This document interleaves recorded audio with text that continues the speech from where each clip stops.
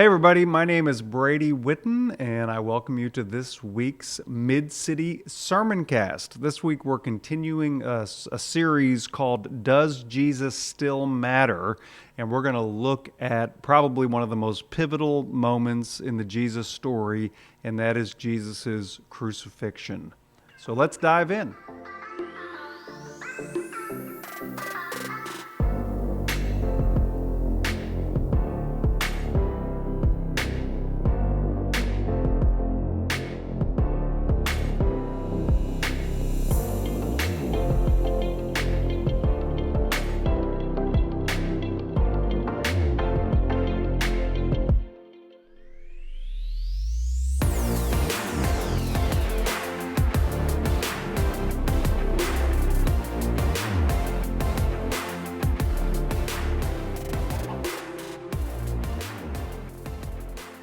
So this week I'm continuing a series called Does Jesus Still Matter? And my intent in this series was to kind of take a look at all of Jesus's life and to kind of ask the question, does it still matter? Does it matter to our lives today? Does it speak to our world? And so far we've talked about the fact that as Christians we believe that there is a God, and that we believe that Jesus is that God, the creator of the universe, in human form. So in Jesus, I like the way Eugene Peterson talks about it, that God moved into the neighborhood. Last week, we talked about the fact that Jesus' primary message was the message of love, and that when we remember that, it helps to cut through a lot of confusion that there seems to be about Jesus sometimes. And I also think Jesus' message of love gives us real clarity when we're faced with different decisions in life. Which way should we go? And again, today I want to talk about this really important moment in Jesus' life, and that is Jesus' crucifixion. So, from my experience, a lot of people have a kind of very one-dimensional understanding of what happened on the cross. And this often comes from, if you were raised in the church, or maybe you've heard certain teachers talk about the cross. And this is the way we tend to talk about it, that God is good and just, and humanity, that's you and me, we're bad, we sin. And because God is good and we're bad, that there's a price or a debt that has to be paid. And so that God sent Jesus to be a sacrifice and to pay that debt. And because of Jesus, kind of the scales have been balanced, we're made right with God, and we can be in relationship with God now and forever. And most people, when I say, is that kind of the way you understand the cross? I think most people kind of nod their heads and say, yep, that's it. But I also know a lot of people who, when they hear that understanding of the cross, they've got questions and problems. One question we might ask is, why does there have to be a sacrifice? Why couldn't God just forgive us? I mean, I know like my kids sometimes when they do things that are wrong, I just forgive them. I don't demand some kind of payment or penalty. Another problem people might have with this idea is that how does it align with this idea of a God of love and a God of mercy? And one thing I want to say is if you have those kinds of questions or you have those struggles about this understanding of the cross, I understand, I get it, and there are things that I've struggled with too. But one of the things I really want us to talk about in this sermon cast is the fact that there are multiple ways of understanding what happened on the cross and what Jesus accomplished on the cross. So this way of understanding Jesus as a substitution or a sacrifice is one way. But there are lots of different ways. And I often think about it sort of like a diamond. If you can imagine a diamond that's cut and it's got all those little cuts in it, and we call those cuts facets, right? And so if you can imagine a diamond that has a facet in it, well, the understanding of that Jesus sacrificed himself on the cross, it's kind of like one facet. But if you struggle with that facet, what I want to encourage you to kind of think of is you can turn the diamond and maybe look at it from another angle or look at it from another facet. So I want to kind of share a few with you. So again, one view is that Jesus paid the price for our sins. Another view, however, emphasizes Jesus' obedience to God as compared to Adam's disobedience. So if we go all the way back to the story of the fall of humanity in the book of Genesis, one of the things we see is that kind of humanity sinned by disobeying God. And one of the biblical understandings of how we've kind of gotten ourselves in the state that we're in is we too disobey God. But then Jesus comes along and he lives out what God has called him to do and is obedient to God even to the point of death on the cross. And Paul talks about this in Romans 5. This is Romans 5:19. He says, "For just as through the disobedience of one man the many were made sinners, so also through the obedience of the one man, the many were made righteous." And so you kind of get the idea. So because of Adam's disobedience, we fell into sin, and because of Jesus' obedience, we can be rescued from sin. Another way of viewing the cross, or kind of another facet in that diamond, is one that says that the cross is God's ultimate display of love. So Paul writes about this in Romans 5:8. "But God demonstrates his own love for us in this: while we were still sinners, Christ died for us." Another passage that I think about when I think about this way of thinking about the cross is Jesus himself said, "Greater love has no one than this, than that they lay down their life for their friends." And to me, that makes sense to me. So if you wanted to show somebody how much you loved them, what more could you give besides your life, right? And so then the cross, again, is God's way of saying to us, hey, I love you, and I want you to be in relationship with me. But there's another view that it's kind of grown on me through the years, and it's one I find kind of personally very compelling. And it's the idea that Jesus came to be humanity's champion and to take on our greatest enemies and to fight them and kind of win a victory over them. And again, Paul describes this in Colossians 2. This is verse 15. He says, "Having disarmed the powers and the authorities of the world, Jesus made a public spectacle of them, triumphing over them by the cross." So you kind of get the picture here that Jesus comes to be a champion and fight our enemies, and he wins. So again, just want to kind of get you this idea in your head that, there are multiple ways of looking at the cross. And again, I kind of look at Jesus. I look at the what happened on the cross, Jesus' resurrection, even as kind of like a diamond that can be looked at in lots of different angles. So let's go back to this idea of Jesus being our champion for a minute and defeating our enemies.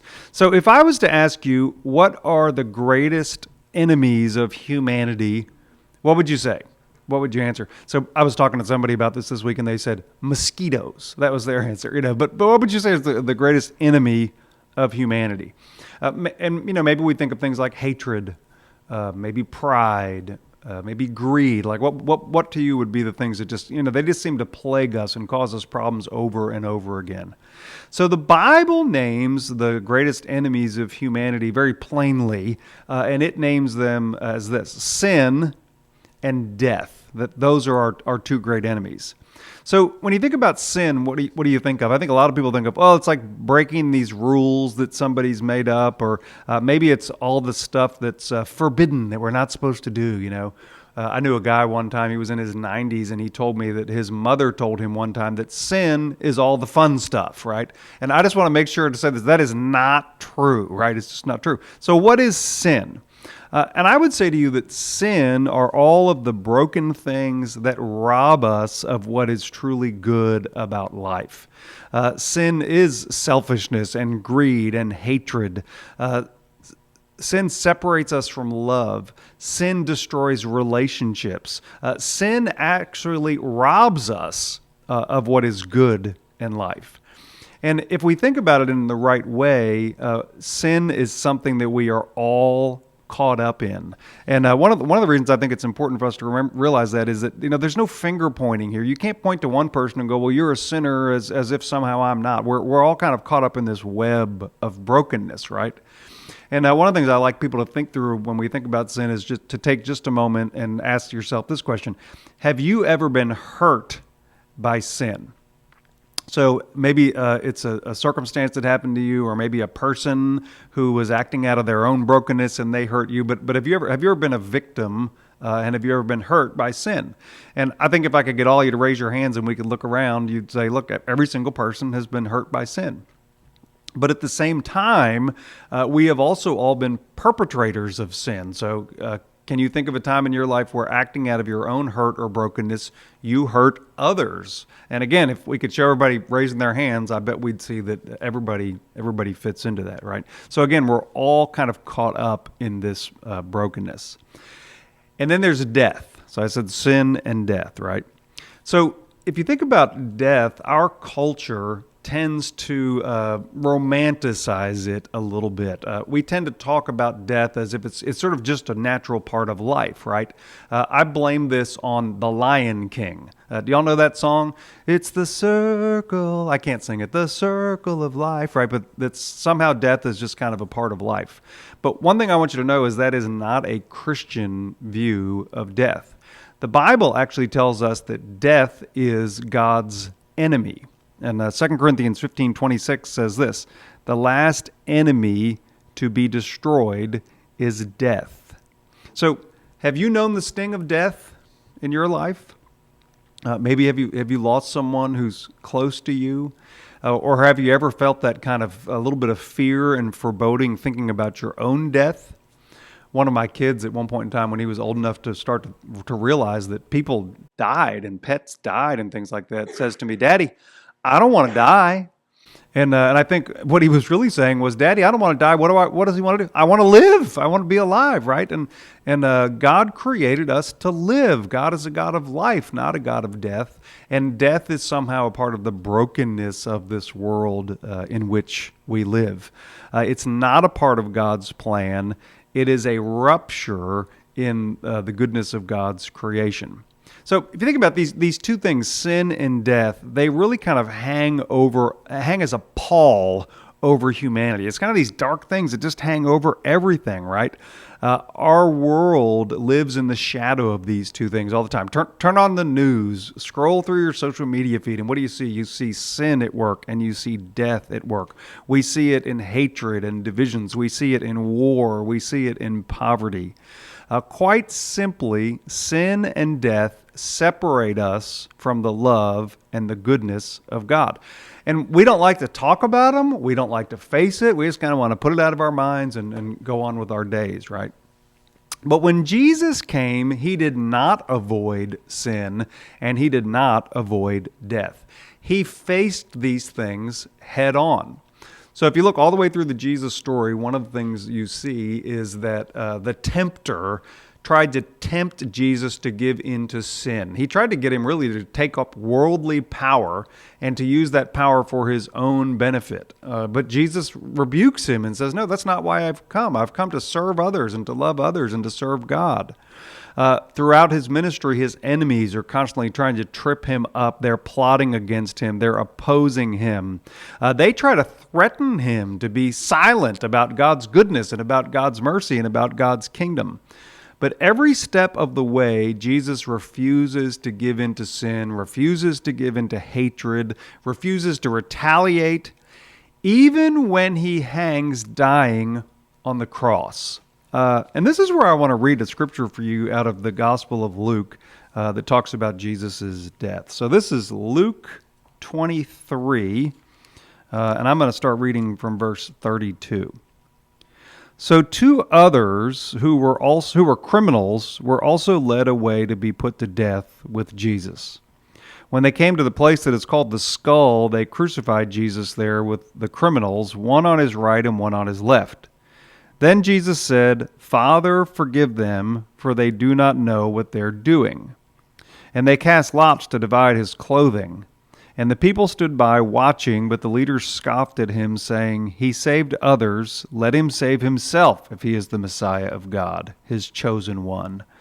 The soldiers also mocked him, coming up and offering him sour wine, and saying, If you are the king of the Jews, save yourself. There was also an inscription written over him, This is the King of the Jews. One of the criminals who was hanging there kept deriding him and saying, Are you not the Messiah? Save yourself and us. But the other rebuked him, saying, Do you not fear God, since you are under the same sentence of condemnation? And we indeed have been condemned justly, for we are getting what we deserve for our deeds. But this man has done nothing wrong." Then he said, "Jesus, remember me when you come into your kingdom." And Jesus replied, "Truly I tell you, today you will be with me in paradise." So it's important to realize that crucifixion was not just a simple execution. There's a whole lot easier ways to kill somebody. It was actually an act of terror. It was designed to humiliate somebody, to torture them, to dehumanize them. Victims were stripped naked, they were beaten, and they were nailed to a piece of wood. And when they hung there, every breath that they took was just another form of torture.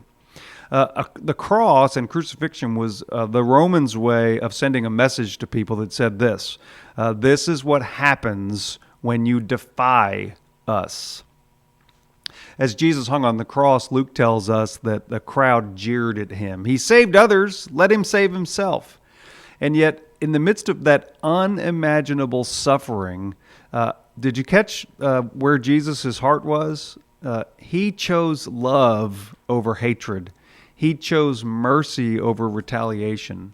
Luke tells us he actually prayed over the people who were killing him, saying, "Father, forgive them, for they do not know what they are doing." So do you see again, Jesus had all of these opportunities to fall into sin and to fall into hatred and to fall into vengeance and to fall into, and he didn't, right? He defeated them. He was the victor over sin. And then the Bible tells us he breathed his last.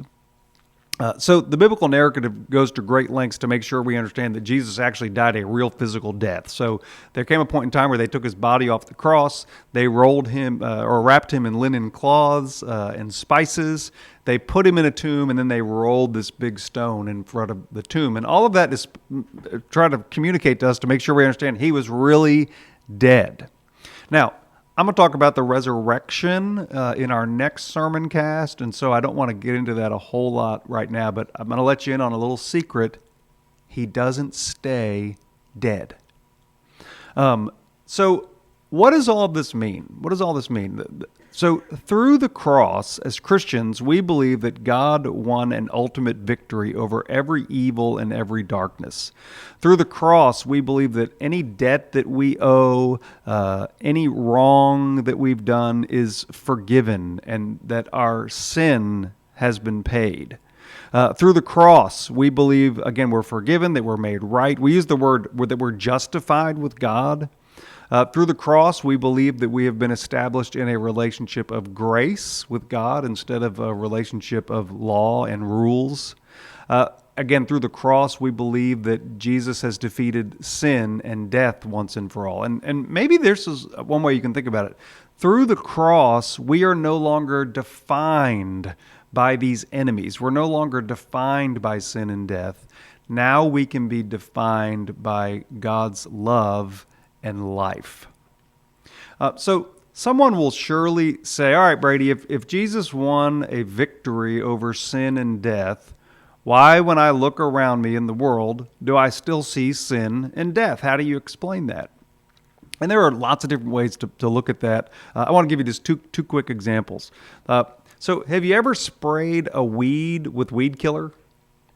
I have, and if you do it, you spray it with a weed killer, and does the weed like die right away? Does it like wither right away? No, it doesn't, right? I actually think it's kind of cool. Maybe a day or so after I've sprayed it, I go and look, and you can see the leaves just start to yellow a little bit around the edges. And if you sprayed it real good, the weed will actually start to kind of shrivel up and disappear into the crack or the bed wherever you've sprayed it. One of the ways I think about it is this: the weed's dead. It just doesn't know it yet, right? It's still kind of like taking its effect. And I think we could say the same thing about sin and death in the world. Again, because we believe that God has defeated sin and defeated death, why do we see it around us? Because they don't realize they're dead yet, right? And they're still kind of shriveling. But the point is, we believe that God won a victory over these things. Or how about this? Ever plant a seed? So when you plant a seed, does it sprout up through the ground right away? No. I mean, you got to wait. So, but under the soil, it's doing all kinds of things, right? And even when that plant begins to spring up, does it grow a flower right away, or do you get a tomato right away? Again, this is a living thing. It needs to grow, and that's another way of thinking about the kingdom of God, of Jesus' victory. That it's something that's growing in our midst. So where is Jesus' victory? We believe that the victory is at work all around us, growing just beneath the surface. We believe that it's reaching for the light, and that it grows, and that we see it in every act of love, and every act of mercy, and every act of kindness, and that it's transforming the world around us. So while we may not see the full victory yet, we do believe that the victory is here. We believe it's coming. We believe it's unstoppable, and that one day that victory will make all things new. Like that's our hope as Christians. Now listen, there's no doubt that the claims that we make about Jesus and about his victory on the cross are really it's fantastic stuff. It's hard to believe stuff. And I could go on for hours. I literally could. Ask some of my friends. I could go on for hours reasoning with you about it and giving you illustrations and examples and talking to you about what the Bible paints for us. But the Bible tells us that it is not our understanding that heals us and saves us. I want to say that again. It is not our understanding. It's not our ability to kind of comprehend these things that heals and saves us. And I got to say this for those of you out there who are kind of like me, like I enjoy thinking about this stuff and I enjoy figuring out puzzles and problems, but it is not my ability to problem solve or solve puzzles that heals me and saves me. The way we enter into a saving relationship with God through Jesus is by putting our faith in Jesus. In Ephesians 2:8, Paul says this, "For by grace you have been saved through faith. It is not of your own doing, it's a gift of God." And I think another thing we see in this story from Luke that kind of illustrates this type of faith to us, we see in this thief on the cross. So Luke tells us that when Jesus was crucified, there were two other people crucified with him, and they were thieves. And we kind of picture one on Jesus' right and one on Jesus' left. We don't know that for sure. But Luke tells us that while they were hanging there, one of the thieves begins to kind of mock Jesus. And he says, well, if you think you can save other people, why don't you save yourself? And to me, that tells me a little bit about what's going on inside that guy's heart, right? Maybe he's given into a little bit of hatred and a little bit of anger in that moment. But the other thief, I think, has a moment of compassion for Jesus. And so when he hears this other guy kind of mocking him, he says, hey, wait a minute. You and I are guilty and we're getting what we deserve, but this man is innocent. Leave him alone. And again, just a little bit of compassion there, maybe gives a little insight into that guy's heart. And then he says to Jesus, Jesus, remember me when you come into your kingdom. And Jesus famously says back to him, truly I tell you, today you will be with me in paradise. So Philip Yancey, who's a great Christian writer, says that the thief on the cross is a shocking reminder that grace does not depend upon what we have done for God, but rather what God has done for us. What did the thief do in that moment? All he did was kind of just nod in Jesus' direction just a little bit, leaned into Jesus' direction just a little, and had a little bit of faith and a little bit of confidence in Jesus. A guy named Alistair Beggs tells a really kind of funny story about the thief on the cross, and he says, I kind of imagine what it might have been like when that guy arrived at the pearly gates. And you can see the angel standing at the gate, and he begins to talk to the guy, and he's puzzled about why this thief who just lived its terrible life is here at the gates of heaven. And so he says to the guy, what are you doing here? And the guy answers, well, I don't know. And the angel says, what do you mean you don't know? What are you doing here? And the guy says, well, I don't know why I'm here. And he says, well, we've got some questions for you, but I'm going to go get my supervisor. And so the angel goes and he gets a supervising angel, and the supervising angel comes over and says, what are you doing here? And they kind of go back and forth for a little while. And then the supervisor says, wait a minute, are you clear on the doctrine of justification by faith? And the thief says, I've never even heard of it. What are you talking about? And he says, well, have you ever studied the scriptures? And again, the guy says, no, he just kind of stares blankly at the angel. And finally, that angel says to him, on what basis are you here? And this is when the thief just looks the angel in the face and tells him, the man on the middle cross said that I could come. And I think that's just a powerful lesson for us, that we have lots of doubts about our place with God. We have lots of doubts about our place in eternity. Are we loved? Are we accepted? And I would just encourage you to remember all that Jesus did on the cross, and to remember that phrase that thief said to that angel, the man on the middle cross says so. The man on the middle cross says I have a place with God. The man on the middle cross says I'm forgiven. So psychologists tell us that the stories we believe shape the way we live our lives. So if we believe that it really is about survival of the fittest, it's going to inform the way we live our lives. If we believe that sin, all the brokenness and darkness around us, and if we believe death have the final word in our lives, guess what?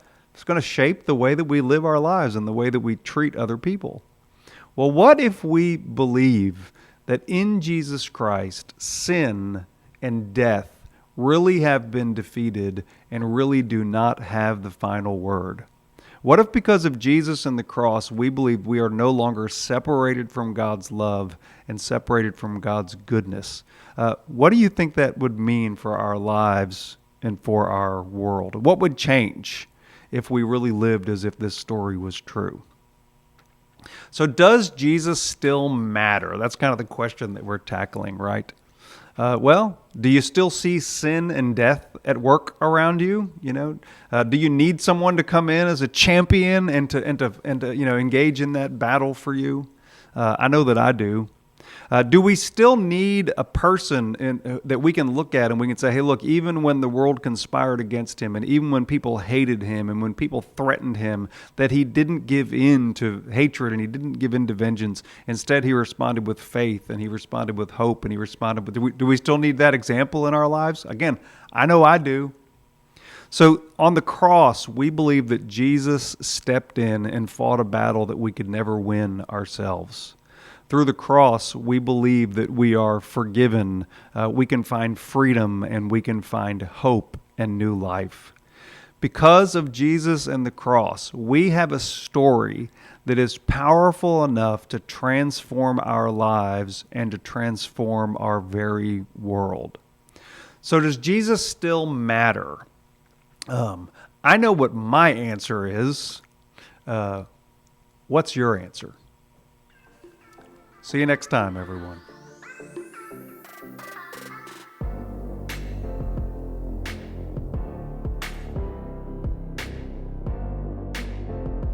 Thank you for joining us for this week's episode of the Mid-City Church Sermoncast.